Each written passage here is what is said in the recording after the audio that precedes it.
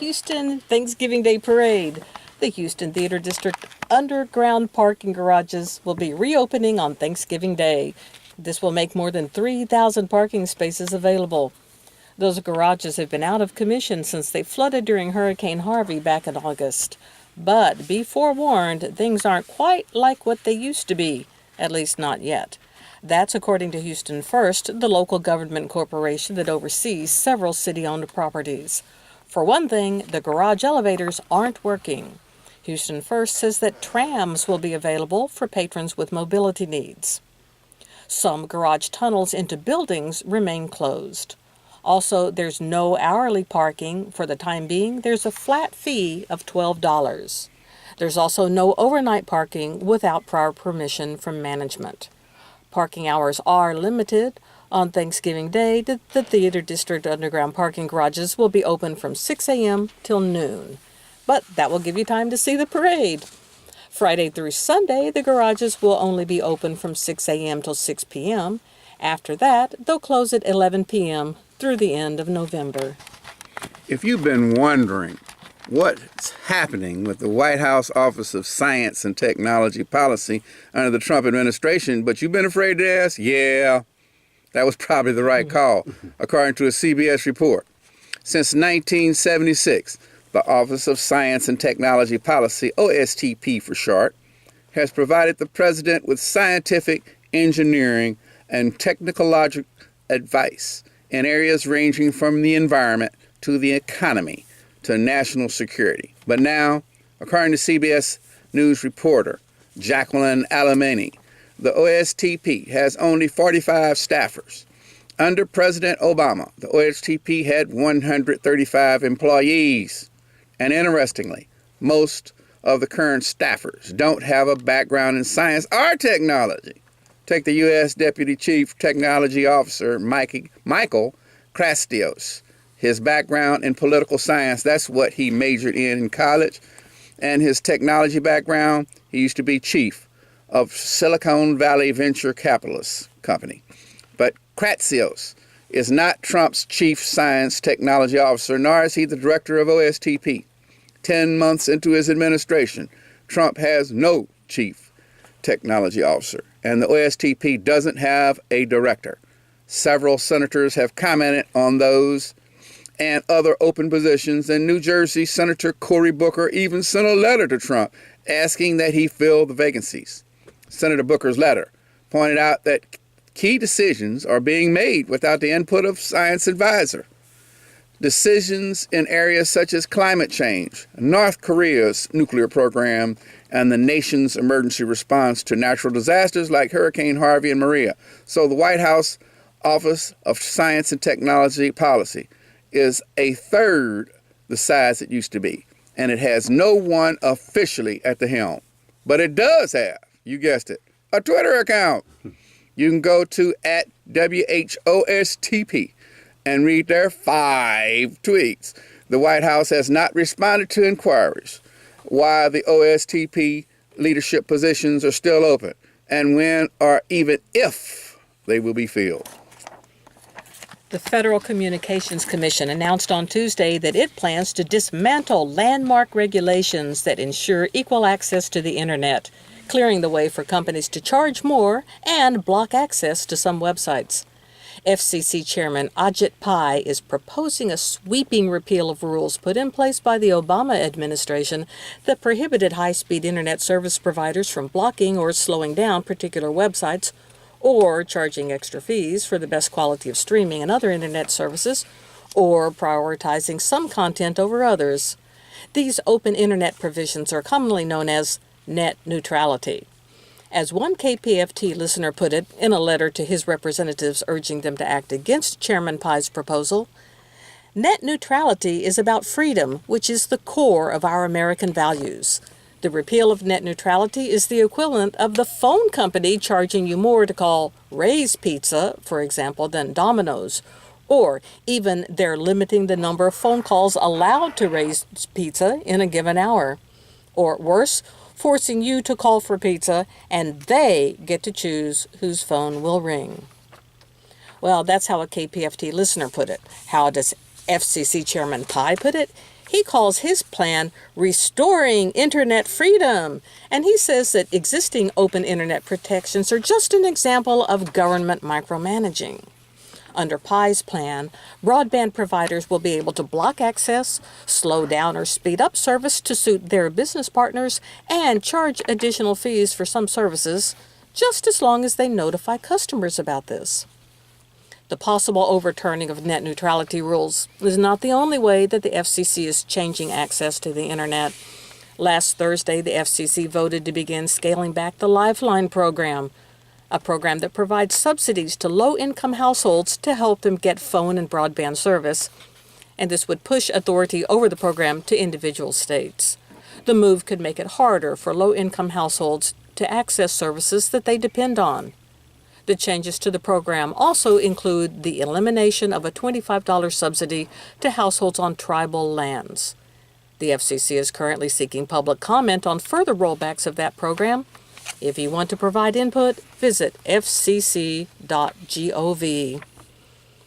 And while we're talking about government plans, the analysis by Americans for Tax Fairness, ATF for short, which is a campaign of more than 425 national, state, and local groups that advocate for tax reform, has issued a series of warnings about the consequences of passing the GOP tax plan. The ATF report warns that the proposed legislation gives most of the tax cuts to the richest 1%. The share of tax cuts going to the richest 1% is 62% in 2027, up from 18% in 2019. Their tax cut would be $33,000 in 2027 on average. It gives 53% of the tax cuts to corporations and businesses. Makes 82 million middle-class families pay more in taxes. Half of all households would pay more in taxes in 10 years. Of those, 82 million would be from low and middle-income families. Two-thirds of families earning $55,000 to $93,000 will see a tax increase. Pays for corporate tax cuts by taking health care away from working families and seniors. To raise revenue to pay for permanent corporate tax cuts, the plan repeals the requirement under the Affordable Care Act for individuals to have health coverage. This will lead to 13 million more people being uninsured and cause a 10% increase in health insurance premiums. The corporate tax rate is slashed from 35% to 20%, losing $1.3 trillion over 10 years. That's almost the $1.5 trillion cut the Republican budget proposes for Medicare and Medicaid. The tax bill would trigger immediate Medicare cuts of at least $25 billion a year and more than $100 billion a year in other cuts to agricultural subsidies, student loans, military retirement, and more, because it adds $1.4 trillion to the debt. It makes corporate tax cuts permanent, but makes the tax cuts for individuals and families temporary.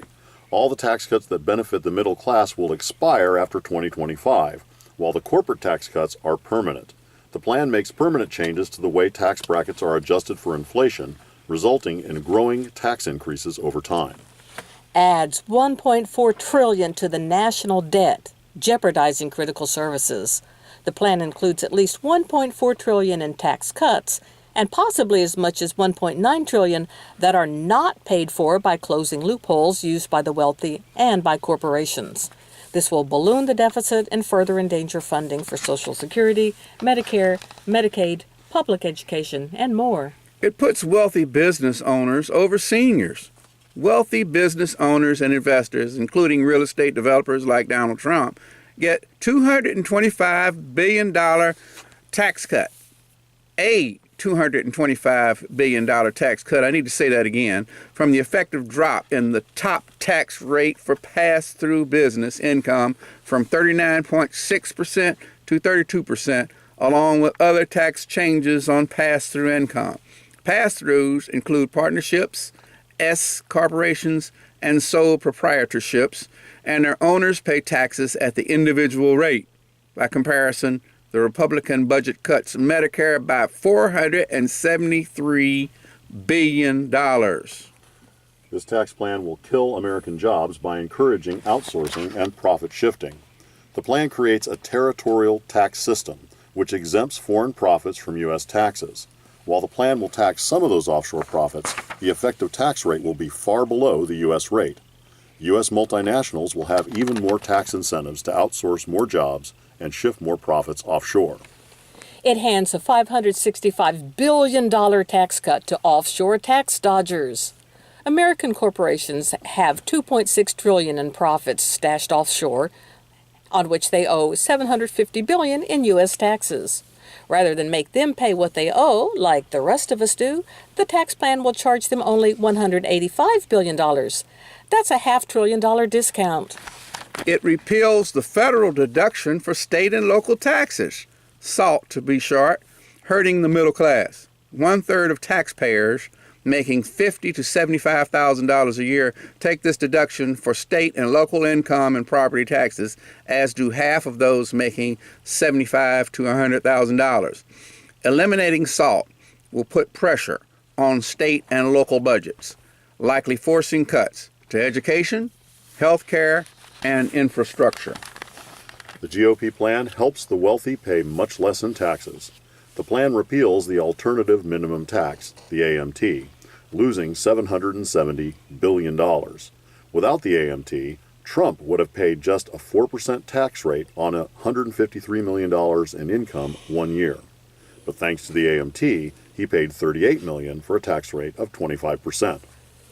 The plan lets many wealthy heirs avoid paying the estate tax. The estate tax is substantially weakened, losing $83 billion and allowing more rich families to inherit wealth tax-free. The tax now applies only to estates worth over $5.5 million per person, and that's about 5,500 estates.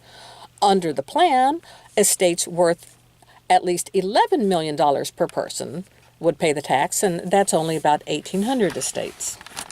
It breaks Trump's promise to close the carried interest loophole benefiting Wall Street. Remember when candidate Trump promised to get rid of this loophole that primarily benefits private equity fund managers? The Senate plan keeps it in place. This has been a series of warnings from the Americans for Tax Fairness.